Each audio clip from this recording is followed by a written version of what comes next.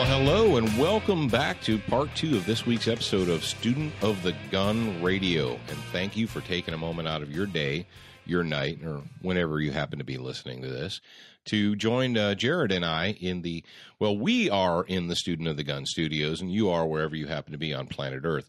That could be on the treadmill, in the car. You could be in Ireland, Scotland. Heck, you might even be in Switzerland. We've had some people from Switzerland write us and say that they listen to Student of the Gun Radio, which is pretty cool. I think we had one from Australia as well. Yeah, because we had a couple because they sent me a giant list of gun rights. Gun things that are going on in Australia. Yeah. So, and hello to all of our friends in occupied territory in the People's Republic of California, New Jersey, New York, Connecticut. You know who you are. So we're hoping that they're not blocking our signal into the People's Republic yet. So keep your fingers crossed for that one. Now, folks, yes, we are into part 2 of this week's episode. And as you can see, as some of you can see, we've got the cameras turned on for part 2. And if you are listening to us on something that doesn't have video and you're wondering, you're curious, like, I wonder what it looks like when those turkeys get into the studio and start recording. Well, guess what? You can do that now. Just go to Student of the Gun YouTube. You say, well, Paul, I don't know how to follow you via social media. Well, let me tell you what you need to do. Do you have a smartphone? Do you have an Android phone? Do you have an iPhone or an iPad? All you have to do is either go to the iTunes store and or the Google Play Store, type in the words Student of the Gun. And guess what? I know. You're like, what? What's going to happen? What you're going to see is you're going to see a Student of the Gun mobile app. And all you have to do is click on it, download it, put it into your device, and for free, for nothing, you can monitor the radio show, the TV show. You can view the articles that go up each and every week. And we've got tabs that take you directly to all of the social media, social guns, Student of the Gun social media. So when Jared puts little cool pictures up on Instagram or Facebook or Twitter or what have you, or YouTube, and Jared's taken all the material from the show and he's putting it up on the YouTube channel. So wherever you happen to be, if you've got an internet connection, you can watch it.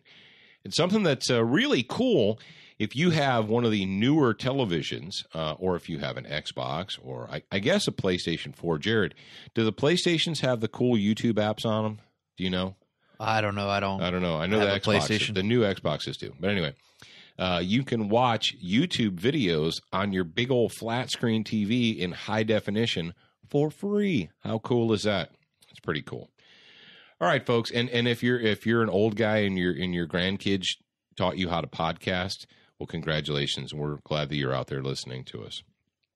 Now, what are we going to talk about this time? Well, this week we're going to talk about home defense and how you're doing it wrong.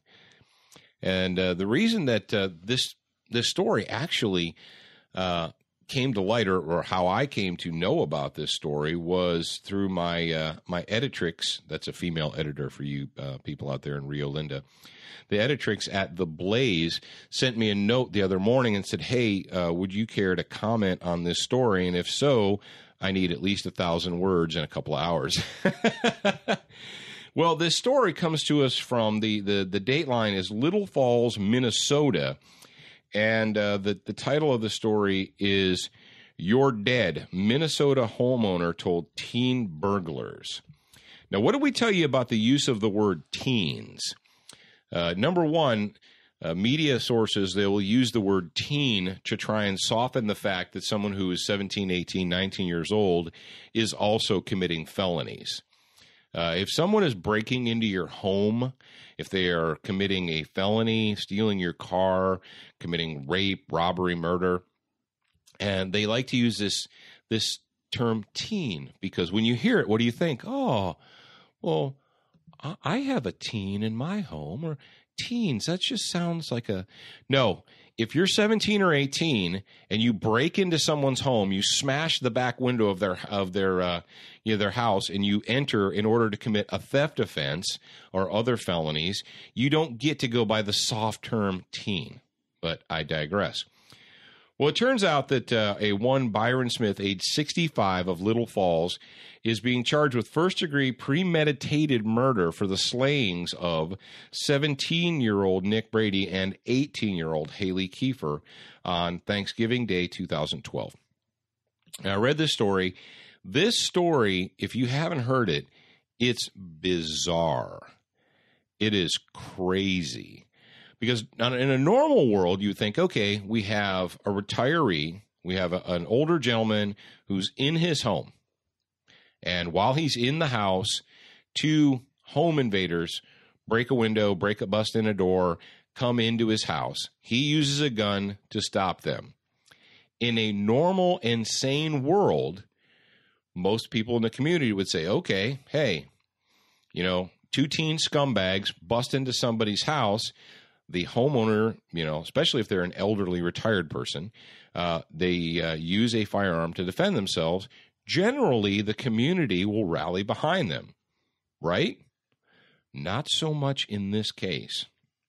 Well, it turns out that Smith, according to the story, like this is from CBSNews.com, according to the story, Smith's home he'd been a victim of several previous break-ins and thefts and so forth.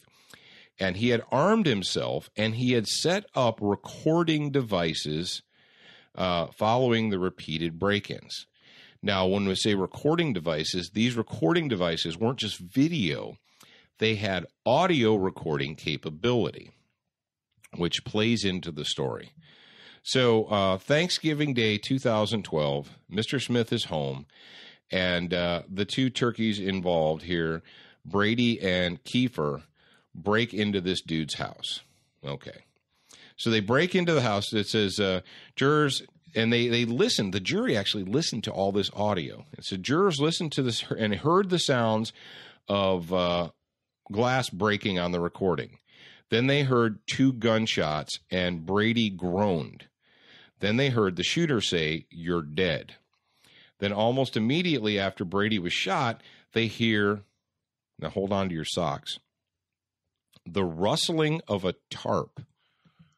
You guys, if you live anywhere in the suburbs or in the country, when you unroll one of those plastic tarps, what it sounds like, and actually how noisy they are. They unhear the rustling of a tarp, and then they hear dragging sounds and heavy breathing. And you're like, what? All right. Smith admitted that he moved Brady's body into a workshop in his basement to keep him from staining the carpet. Yeah. Okay. So that's part one. Part two, audio continues, and you hear a sound of a gun being reloaded. This must have been awesome audio. This must have been like Hollywood student of the gun quality audio, because they could hear the sound of a gun being reloaded. Then more deep breathing. And then in a quiet, low voice, you hear a female, which is his accomplice here, call Nick. And then more gunshots, boom, boom. Then the sound of the second person falling. Then Smith quickly says, "Oh, sorry about that." Then Kiefer says, "Oh my God," and screams. And then there are more shots. And then Smith says to Kiefer, "You're dying." And according to the story here, it says, and then calls her a derogatory name for a woman, because this is a censored story, so they don't tell you exactly what derogatory term for a woman he used. Fill in the blank. Feel free. Go crazy. Then you hear more heavy breathing and more dragging sounds. Smith calls Kiefer by the name again, whatever that derogatory female name is, and after a moment, the crack of a gunshot is heard. And this is all going on in a stunned, silent courtroom. Now, folks, let me we break it down like this. Number one, we've talked about justifiable shootings and about using a firearm in a justifiable fashion. And what do we have to determine before we are allowed by law to use our firearms in self-defense? What do we have to determine? Number one, do they have the ability, the opportunity, and the intent to do deadly force harm to you? Now, examining this situation, we have the ability and opportunity. Now, what do we now in this story? Nowhere in there does it describe the presence or lack thereof presence of weapons in the hands of the perpetrators.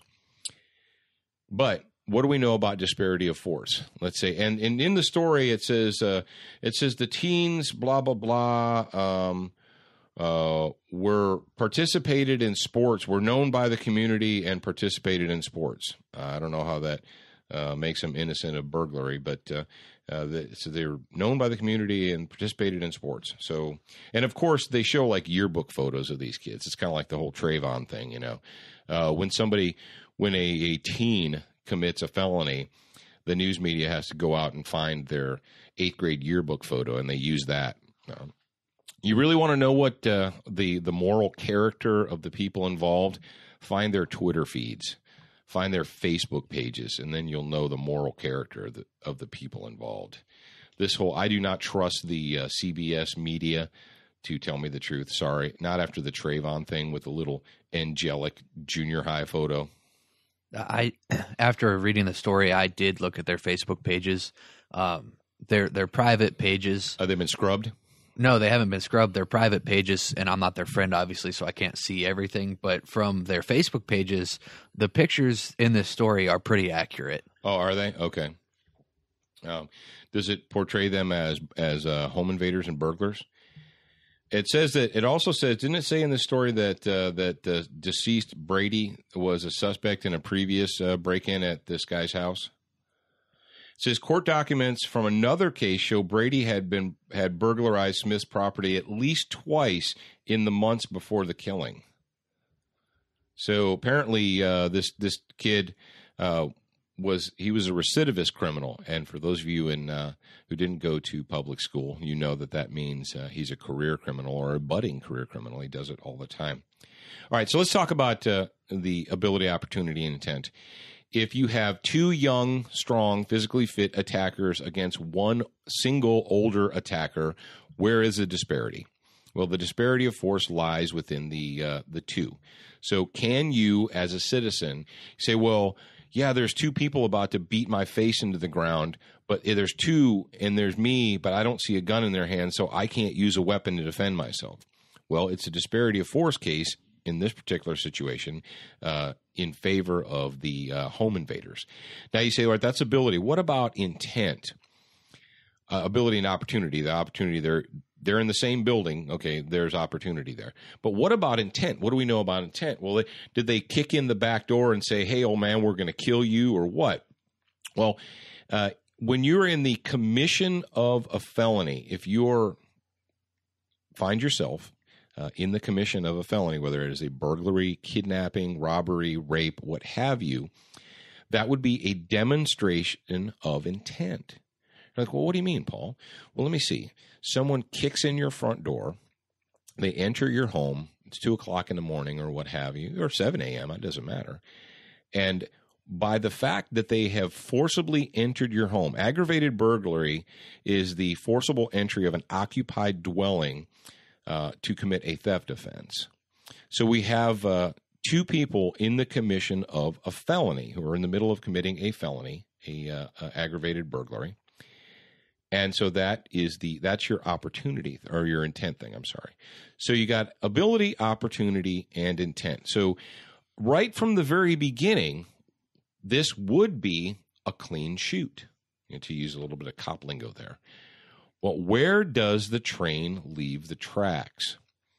Well, the train leaves the tracks not when he shoots Brady, not when the homeowner shoots the first home invader. That's not when the train leaves the tracks. The train leaves the tracks when he decides he's going to drag the kid off of the carpet so it doesn't get bloodstained. Whew. Folks, you can get new carpeting. All right, and in case there are still people at your local gun shop or gun show or street corner that tell you about, well, if you shoot them and they run out of your house, pull them back into your house. Blah, blah, blah, blah, blah. No.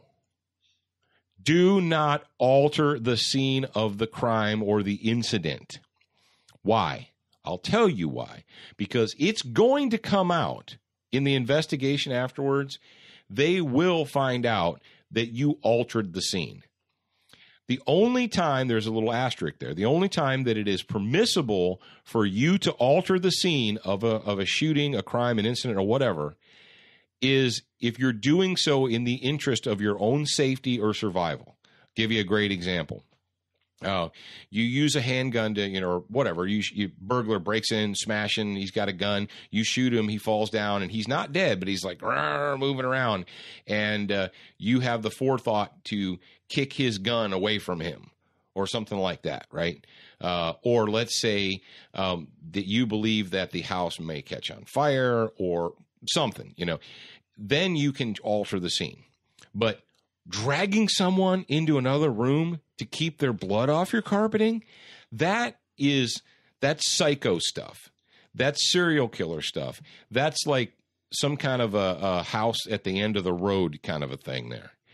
So that's when it leaves the tracks. And then when the accomplice, now let's say there's two burglars, it's only you're hiding in your basement, you shoot the first burglar. What do you do about the second one? Well, if you can't, hopefully you're on the phone. You're like 911. Someone broke into my house. Come quickly. I'm defending myself. Yes, you should hide, wait, secure yourself, and keep the accomplice from getting to you. Now, why the accomplice in this situation? This is where it kind of gets bizarre right here. I have a hard time believing that the Haley Kiefer here, the accomplice in the burglary, that she didn't hear the first gunshots. What do you think, Jared? Do you find that strange that she didn't hear, or she didn't react to the first guy being shot? That's what I was just thinking. I was thinking, I kind of compared it to like the way prairie dogs are. They get shot. One of their friends gets shots, and the other one comes up out of the hole like, "Hey, where'd Bob go?" Yeah. Well, most animals, except for prairie dogs, because prairie dogs are really stupid. Their brains are really small. A prairie dog, you shoot one and the other one pops up and they're like, "Hey, where'd Phil go?" Boom. But most animals, if you fire a shot, how many hunters are out there? You got 3 or 4 deer and you shoot the buck. Where do the other deer go? Do they hang around to see how their friend is doing? No, they don't. And generally with how many burglaries or home invasions? The video from Detroit, what happened there? She shoots, and they're like falling over themselves to get away. That's generally what you find in, multiple home invaders, multiple burglars, multiple bad guys. The first 1 or 2 get shot, and any that are remaining are going for the woods, the trees, the whatever. It's a survival instinct thing. And I think the story said that these two,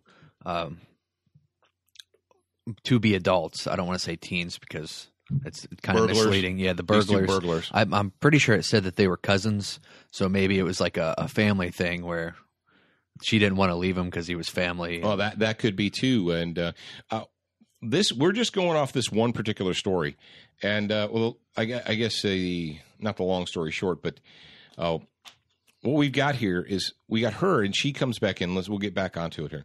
She comes down there looking for her accomplice, and the homeowner shoots her, then walks over and says some more to her and drags her. Now, this is where I believe, I'm not a prognosticator by any stretch of the imagination, but I'm pretty sure that Mr. Smith is going to prison.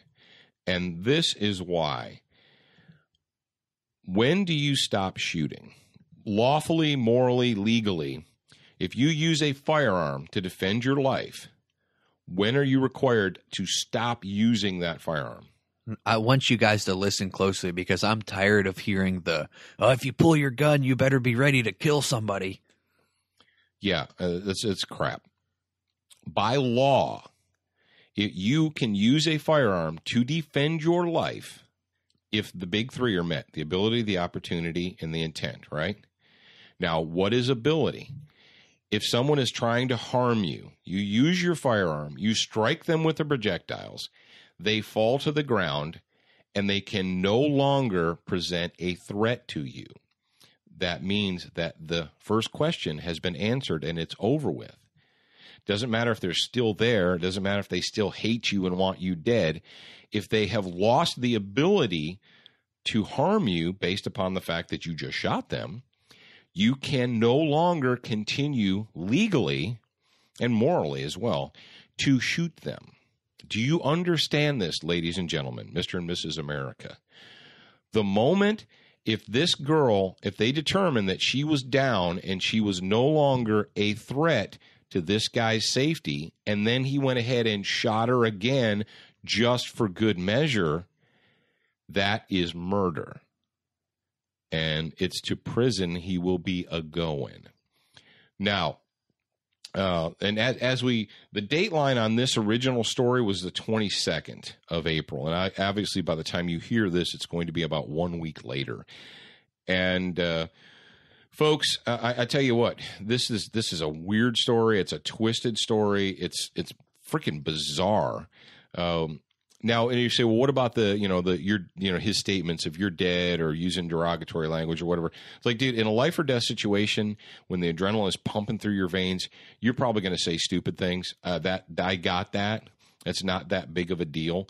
But the whole, once I shoot him, I'm going to put him on a tarp and drag him into another room.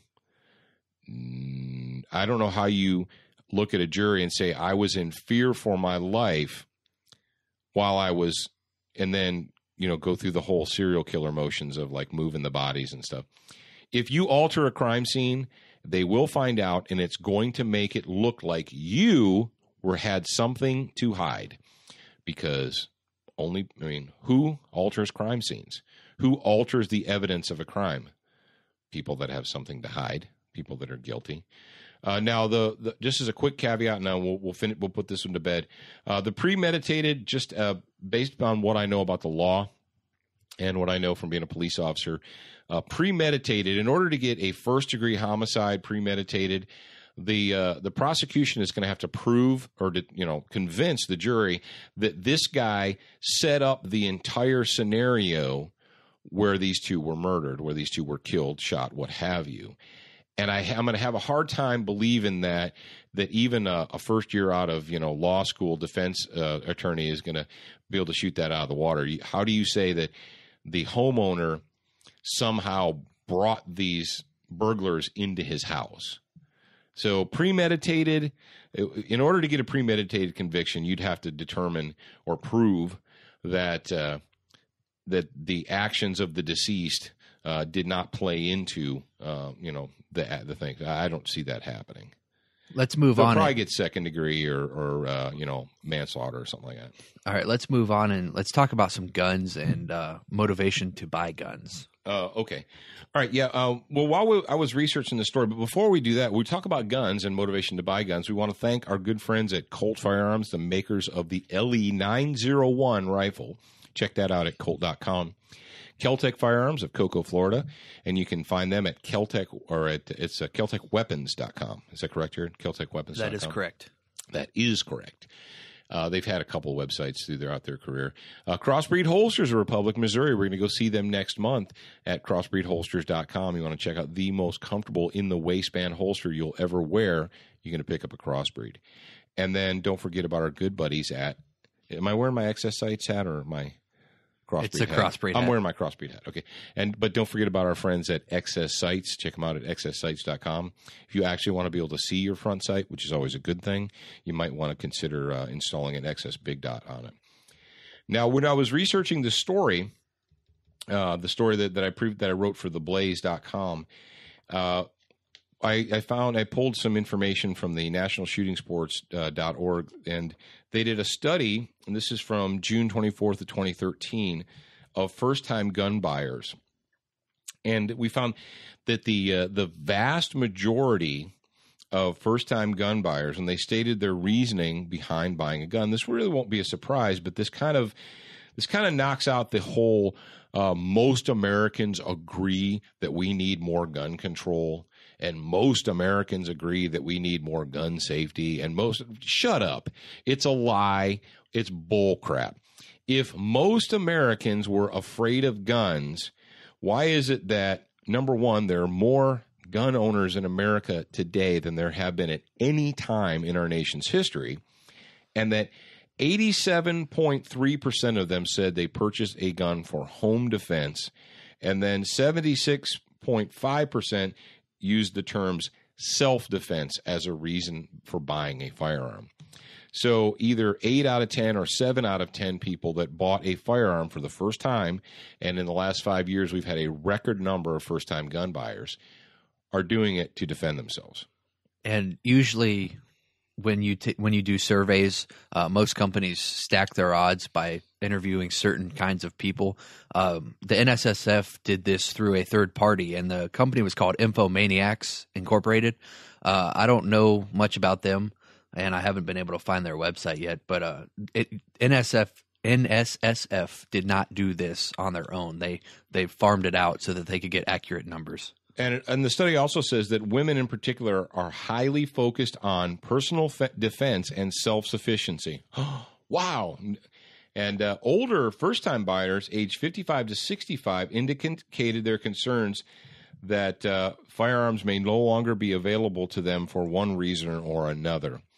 And there's several things that goes to show you. Number one, we're being told by the big media, by the government, by Joe Biden and Nanny Bloomberg, we're being told that Americans really, really want more gun safety. They really want reasonable gun control. That's what we're being told by them. But the fact is every time they ramp up gun control this, gun control that, what happens, Jared? They get pushed back. People go out and buy more guns. Right. And I've got 2 points to make. There's one, if people really wanted gun control or sensible gun control laws, then they would have already passed some. Some would have already went through. Well, not only that, but if people were as afraid of guns then why are they buying them? Why are all these first-time thousands upon hundreds of thousands of first-time gun buyers? So on one hand, we're being told by Nanny Bloomberg and his sycophants that Americans are all in agreement that we need reasonable gun control. So where are these people? Why are all these people buying guns? It's not just hardcore Tea Party NRA members that are going out and buying guns. And my second point was, speaking of Nanny Bloomberg, they've obviously demonstrated that they don't have a clue how guns work or how bullets work, and those are the work. Right. You've got people that don't know what they're talking about, telling you what they think Americans want. Oh, sweet boot! If you guys don't know, it's been all over the internet. But they did a Nanny Bloomberg's little.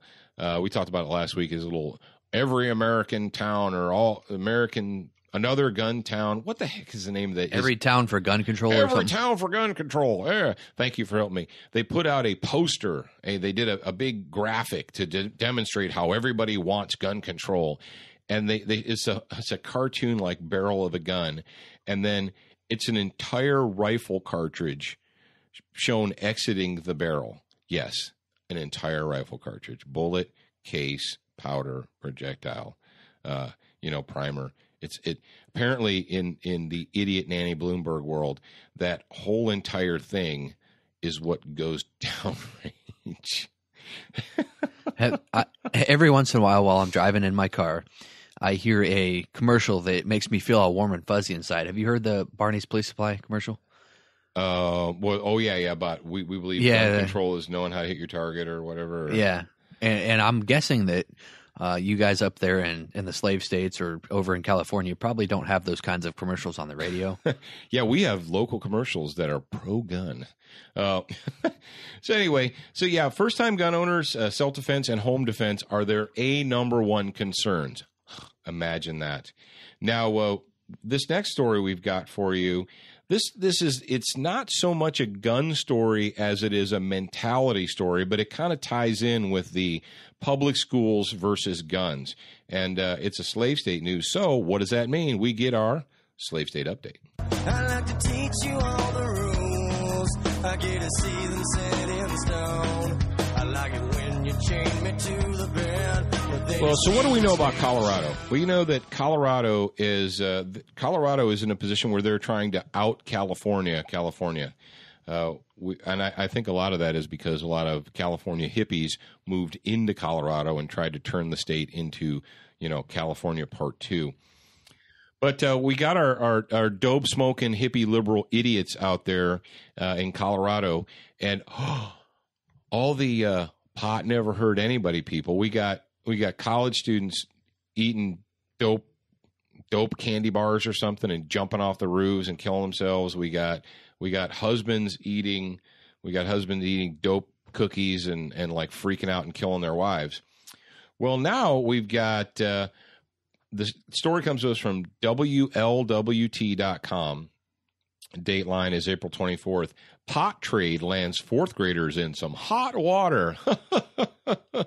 Oh, well, what are these rascally little fourth graders doing here? Well, apparently these rascally little fourth graders stole their legal marijuana cookie candy bar type things and went out to the playground in Greeley, Colorado, and were selling them to their little buddies. Isn't that wonderful? That's so wonderful. We got our little 10 and 11-year-old kids swiping mommy and daddy hippies dope cookies, and because it's legal there, and selling them on the playground.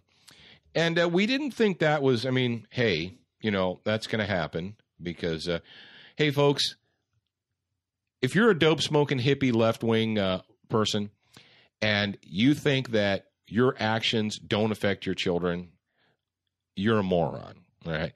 What are you telling 10 and 11 and 12-year-olds when your state legalizes narcotics? Well, they need to. What are you telling them? You're telling them that it's normal and that it's good and that it's okay. Well, these kids get busted. They get busted for selling dope on the playground. So what do you think happened to them? Well, according to the story, it says the children involved will be disciplined but not expelled. What? So, well, yeah, we caught these little crumb crunchers, these little 10 and 11-year-olds. We caught them selling dope on the playground, and they're going to be disciplined. But we're not going to go so far as expelling them from school. Come on, we don't want to go crazy. And you say, well, this isn't a gun story, Paul, so why are you talking about it? Well, go ahead and juxtapose this situation. Let's go ahead and take away the dope candy or the dope cookies from the little 10-year-old. Let's say that you have a little 10-year-old running around the playground with his finger in the shape of a gun going pow, pow, bang, bang, or he's holding a stick in a gun manner, and it gets caught. The school officials see it. What happens to that little kid? What happens to that little kid, Jared? He probably gets a psychological evaluation and maybe cavity searched. I don't know. Well, yeah. So what if a kid, let's say he doesn't sell dope on the playground, but he walks into school with a U.S. Marine Corps shirt on and it has crossed rifles on the picture. What happens to that kid? Well, let me see. If you're in West Virginia, the school calls the police to remove the kid with the T-shirt. Let me see. If you bring in if you're on, what story we did? If you're waiting for the bus in your own front yard and you're playing with airsoft guns, the bus driver calls the police and you get expelled from school. So where are our priorities here in the United States of America and in the new People's Republic of Colorado? We've got kids selling dope. They're going to be disciplined but not expelled. But if you twirl a pencil in a gun motion, you get a 5-hour physical and psychological evaluation and expelled from school. This is kind of hypocritical here. The story says there was a letter sent to in a letter that went home with students from the principal of this elementary school. It emphasized the new responsibilities that Colorado's parents face with the legislation of marijuana. Okay. in the letter it said, this drug is potentially lethal to children and should always be kept under lock and key, away from young people. Okay, so we are pushing to legalize this drug that is potentially lethal to children. Oh, peace, love, dope, man. But dope never hurt anybody. But firearms are Get off me, Eichmann. Potentially lethal to children as well. But we're trying to ban those. We have to ban those. That doesn't make any sense. Well, it does when your brain is full of supercharged THC. Go on. I'll let you finish, then I'll say what I want to say. I was just going to say that for all of you that think that pot is okay and it's all happy-go-lucky, it doesn't have any effect on you. I know plenty of people that have smoked pot in their lifetime, still smoke pot, and your motivation when you do that is it's affected drastically, and it really saddens me to see some of the people that I went to school with. They smoke pot still, and they're still in the same place they were when in 2008. 5 years ago. When we graduated high school. Yeah. Well, I got an idea. Rather than focusing all your time on your recreational drug activity, why don't you take a little bit of time to try and maybe you might want to concern yourself with the rapid destruction of the United States of America. No, I don't want to do that. People spend all their time worried about peace, love, dope, and, oh, isn't this great? And they want to tell you that it's okay and it's rational. It's like, maybe you might want to focus a little bit more of your time and attention and energy on preserving this republic. Nah, that'll just happen on its own. I don't need to do anything. I could sit over in the corner and eat my dope cookies and giggle at cartoons. Yeah, you're a productive citizen. No, you're a waste of space and you're a freaking oxygen thief. That's what you are. And the hypocrisy here is so thick, it almost makes me want to puke. In a quote from one of the school administrators, they said, "We aren't trying to harm fourth grade students who made a bad choice. This is an adult problem." Excuse me? Excuse me, you dope smoking maggots? So it's okay when an 8-year-old brings a little tiny keychain that they got out of a claw machine with a fake toy Derringer. It's okay to take that kid into the principal's office for 2 hours and grill them about where they got the imitation gun from until they pee their pants. Yes, that happened in America. That's okay. But when we catch kids selling dope on the playground, our main concern is we don't want to harm these kids who just made a bad choice. You make me sick. Your public schools are upside down and they're out of control. And folks, you need to fix it. That's all I'm going to say about that. You need to freaking fix it. I want to stop his blood pressure from rising for a little bit, and I want to kind of switch gears. And this is a story that we need to talk about before we end this segment, and we're coming up on 40 minutes, so it's going to be a vagination report. So let me play the music for you. Tiptoe through the window, by the window, that is where I'll be. Come tiptoe through the tulips with me. Okay, I got to admit that our friend Tiny Tim always makes me feel better. Always puts a smile on my face. And I hope it puts a smile on your face, too. But this story, this is another act of insanity. This is more psychological terrorism from your brought to you by the Los Angeles, what is it? The Los Angeles Unified School District? Is that what it is? Unified? Uniform? Yeah, something like that. It's from the LAUSD. And the dateline, this is SCPR.org is the reporting agency here. It says popular Los Angeles USD Unified School District science teacher on being suspended due to controversial experiments. It's got a picture of the guy here. It says a high school science teacher at Grand Arts High School in Los Angeles was suspended from the classroom in February after 2 of his science fair students turned in projects deemed to be, listen to this, dangerous by administrators. And I know I've perked up your ears and you're curious now. You're like, well, what dangerous experiments were these kids doing? Well, it turned out that one project was a marshmallow shooter, which uses air pressure to launch projectiles. Now, the projectiles would be marshmallows. Okay. And then the other project was a AA battery-powered coil gun, which uses electromagnetism to launch small objects. It says similar projects have been honored in the past at the L.A. County Science Fairs and even demonstrated at the White House.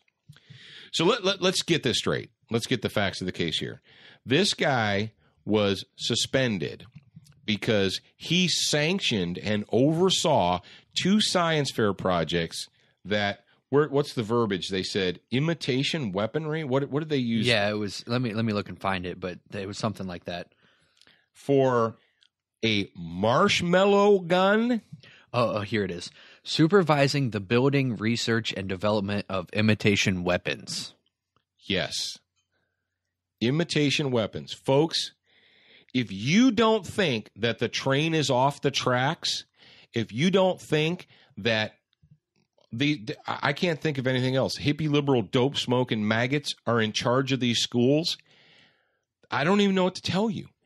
We're going to suspend a teacher because one of his students did a marshmallow shooter project, and they were like talking about like the flight of projectiles or what have you. And I think the electromagnetic thing is pretty smart. Yeah, and these are high school kids that are doing this. They're using their brains and they're using the knowledge they learned in this guy's class to come up with these projects. So they're demonstrating that they actually paid attention and they learned something about science. Right. And we can't have that. And I looked into they had been honored in the past, and I didn't get the date of this honor, this project, but it was a middle school student from LAUSD. And he got an honorable mention because of the project that he did. It was called the Study of Weight and Flight Range using foam darts. And I don't know how long ago that was, but what has changed since from then till now? And all right, I'm going to give you guys a little hint here. You say, well, Paul, why is it that here in the United States of America, it doesn't matter whether it's West Virginia, Colorado, Florida, Pop-Tart guns in Florida, California, whatever. Why is it that we have, and you read these things and you're like, that's the stupidest thing I've ever heard. I can't believe that would happen. Or there must be something more to it than that. No, folks, there's not anything more to it than that.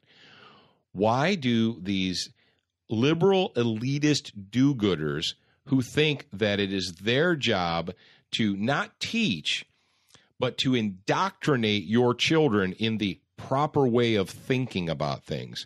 Why do they believe that they have the authority to do such things?